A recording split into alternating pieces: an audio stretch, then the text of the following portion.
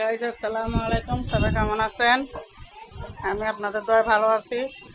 এই যে একটা মুরগি নিয়ে আসলাম ঈদের আগের দিন ভিডিও। এটা ভেন্ডি আনলাম, ঢেঁড়স, তারপরে যে ধুন্দুল আনলাম, শশা আনলাম।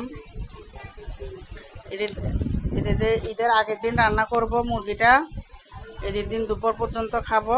আলু দিয়ে রান্না করব, একটু হালকা আলু দিয়েছি সাথে, 3 কেজি ওজনের মুরগি। তো আজকে রান্না করব।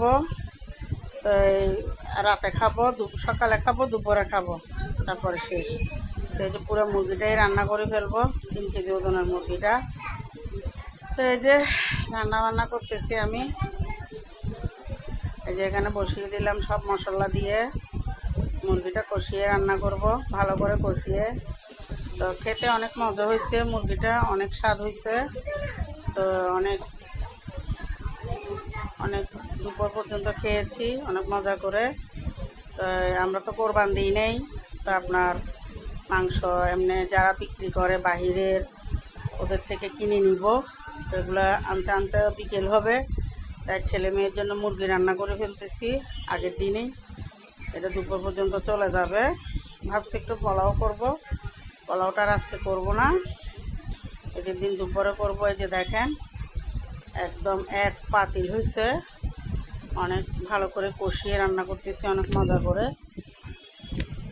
অনেক মজা হয়েছে খাইতে। তো আপনারা সবাই কেমন আছেন জানাবেন, যে কী রান্না করছেন, কী দিয়ে খাইছেন। আমি তো কোরবান দিই নেই, তো যেটুকু পারি কোরবানের মাংস যেটুকুই মানে কিনে আনবো, ওটা আপনাদের সাথে শেয়ার করার জন্য চেষ্টা করব।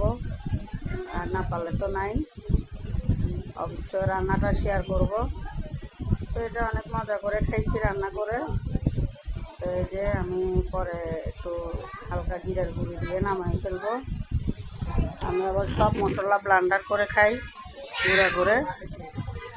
বাটাটা বাটতে পারি না, আমি পাটায় বসতে পারি না, তাই ব্লেন্ডারে গুঁড়া করে ফেলি। এই যে অনেকক্ষণ ধরে কষিয়ে নিয়ে ঝোলের পানি দিয়ে দিলাম। প্রায় আমার তরকারিটা হয়ে গেছে, আলুটা সিদ্ধ হয়েছে কিনা দেখতেছি। এই যে নামিয়ে ফেলবো, আলু সিদ্ধ হয়েছে। সবাই ভালো থাকবেন, সুস্থ থাকবেন, আমাদের জন্য দোয়া করবেন। আপনাদের জন্য দোয়া করতেছি। তো আমি অনেক অসুস্থ। তো এই যে মুরগি হয়েছে, আমি একটু ভাত খেয়ে নিচ্ছি।